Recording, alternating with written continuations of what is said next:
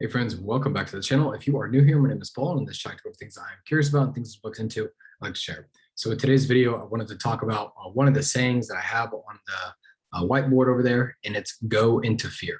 And I wrote this down because something that I've been going through recently, and it's called, and I'll probably do a book review on this once I'm done with it, but it's called The Artist's Way right here. And one of the things that it has me doing right now is journaling 3 pages every single morning, right? And one of the ideas behind the journaling the 3 pages every single morning is her theory is that one of the reasons why we aren't more creative in our life is because we have the different judgment voices in our head, the things that are holding us back. So like we want to go on and do something new. We want to go write a book. We want to go start a business. We want to go start a YouTube channel. We want to go, just whatever it may be. We want to go do something where we're creating some type of product or thing or whatever, artwork, whatever it may be. But why are the majority of us not doing it? And she theorizes, and she has a lot of years behind this, so I would say it's probably pretty accurate. That it's because of the voices in our head, and a lot of those voices in our head stem from past hurt. They stem from childhood judgments. So like if you were, let's just say 18 and under, and maybe one of the times you tried creating a YouTube channel, or you tried starting a business, or maybe you did some artwork and like your parents rejected it. They were like, what is that? Maybe you tried doing a lemonade stand and some guy just absolutely yelled at you, and now you're afraid to go out and never sell anything to anyone. Maybe you were in Girl Scouts doing that with the Girl Scout cookies, and just really, really bad experiences. Other people, they go on to have great experiences with those, and then that's positive reinforcement, so they go on and keep doing the thing.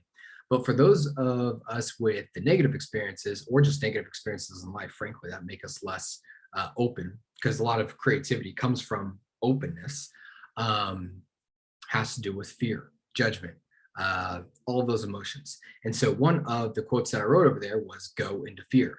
And so I wanted to talk a little bit about that today, and hopefully provide a little bit of direction on a way that you can work your way out of this too. So most of the time, if you are constantly thinking about something, but you can't move towards it, but your brain always thinks about it, this is what, at least what I think, is what you're called to do, what you're supposed to be doing, but you have the emotional baggage there that's not letting you get there.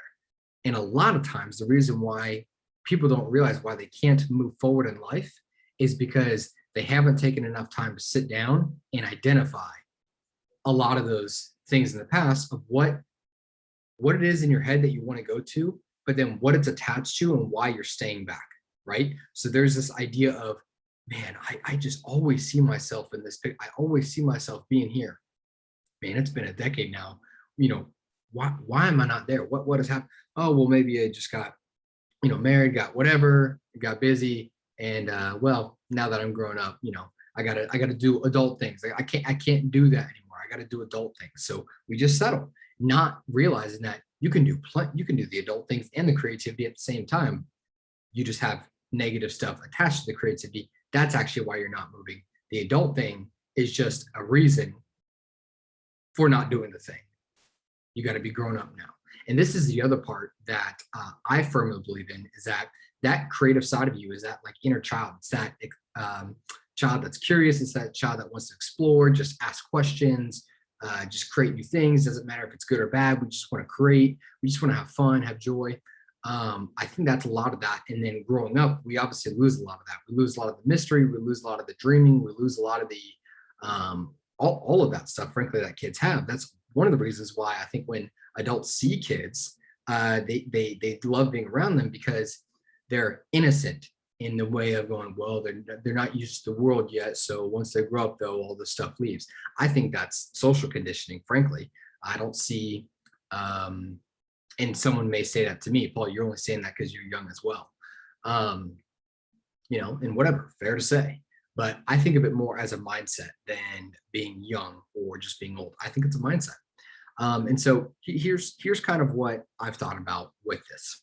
and the idea of going into fear. With those things that you're doing in life, you either feel safe or unsafe. Most of the time, we like to stay in the comfort zone of safe. Okay. When we start thinking about the things of where we want to go, whatever dreams we have, we tend to get a little uneasy, and that is the danger zone. Psychologically speaking, it's the unknown. Therefore, it's the danger, it's the scary, it's where we're going to die, all these other things. The psychological unknown is probably the scariest place to be for a human to be, more than the physical unknown, which physical unknowns do carry psychological unknowns. But like truly, if you go out into a psychological unknown, you are entering into the abyss, quite literally.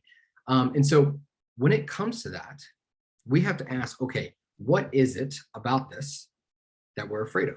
So let's take, just try to give a few explanations here. Hopefully they can be a help. Like, let's take the person who wants to go on and write novels. Okay. They've never written one. They, let's say back in sixth grade, they tried to do a little bit and their teacher was just like, yo, what is this? What is it? This is not, like, they were not a good teacher. And so they just reacted not as they should in an encouraging way. They just were negative. So that has shut off this aspect to this person, but it's always been up there. But now anytime they think of writing a novel, they just can't move forward. One of the biggest things that we have to do, and this goes back to my self-awareness talk, so maybe this is a continuation of that emotional healing series. But one of the biggest things that we have to do in that is start asking ourselves questions, just like a therapist would. So we can't just say, oh, okay, well, this scares me. Okay, great. It scares you. Okay, what about it? Okay, everything. Okay, start listing it. Don't give yourself an out with those general answers of all of it scares me. I don't know what to do. Then you can say, okay, so what would the first step possibly be? You don't have to be right. So you can just say possibly. What would the first step possibly be? And then you can, write it down. Okay, maybe go talk to another person who's written a novel. Well, I don't know how to do that. Okay, well, what would be a possible answer for how you could go do that? And this is the way that you handle yourself, because you got to understand, your brain is going to do everything possible to keep yourself safe. Your brain will do everything possible to give you actual reasons not to go out and do the thing. So when you say, I don't know what to do, or I'm scared, and then you ask yourself of what, and then you say everything. If you don't have grace on yourself with the next question and say, if you were to possibly do something, don't just say if you were to do something, what would you, because then well, that's what I just said. I don't know what to do. And again, all this is happening in your head. That's why you say, if you were to possibly do something in the right direction, what's one thing that you could possibly do? Well, you cannot not give an answer to that question, because a possibly doesn't have to be technically on the right path. You get to give yourself permission to be wrong, but you give yourself a thing to do. And then you go out and do that thing. And if you're wrong, you don't beat yourself up and go, see, I knew it. I shouldn't have done this thing. It didn't get me any closer. And that's oftentimes what people do. This is what you'll hear. Like, let's say the person wants to go out and start a business. Let's say the parents ahead of them, the child didn't know this, but early on in their lives, they try to start a business. So the child's saying, Mom and Dad, I want to go start a business. Son, daughter, don't do that. You're going to lose all your money. What are you talking about? No, I'm going to go out and start my business.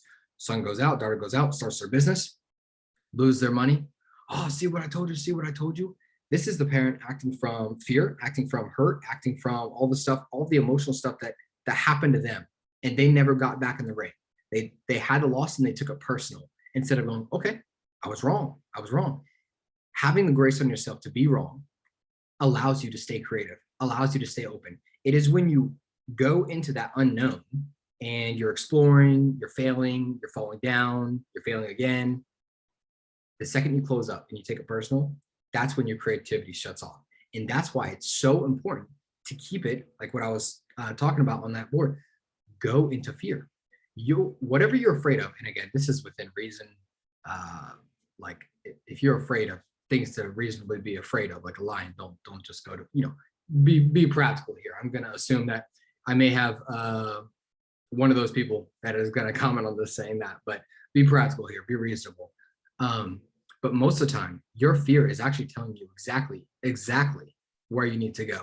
So when you're thinking about this, I personally believe, because we're made in the image of God, He's our creator, I personally believe that we were born to create. I personally believe that we're supposed to model that. We're supposed to go on and create and cultivate and nurture, and all this other stuff. And so when I see a lot of people who are just takers and not givers as well, to me, what I see is a lot of people who are closed off and a lot of people are hurt, and a lot of people who have just grown up and they've accepted it.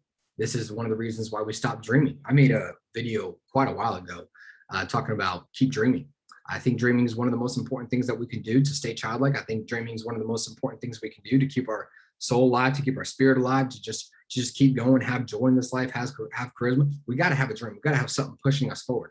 And it doesn't necessarily have to be anything in particular. For some people, it's like with their kids. For some people, it's with their own life. For some people, it's with their spouse. For some people, it's with a nonprofit, et cetera, et cetera. But we got to have a dream that keeps us going. So most of the time, you know you have the dream when you can't stop thinking about something. When you have that vision. I don't care if it's just growing a garden or whatever it is, something simple, whatever.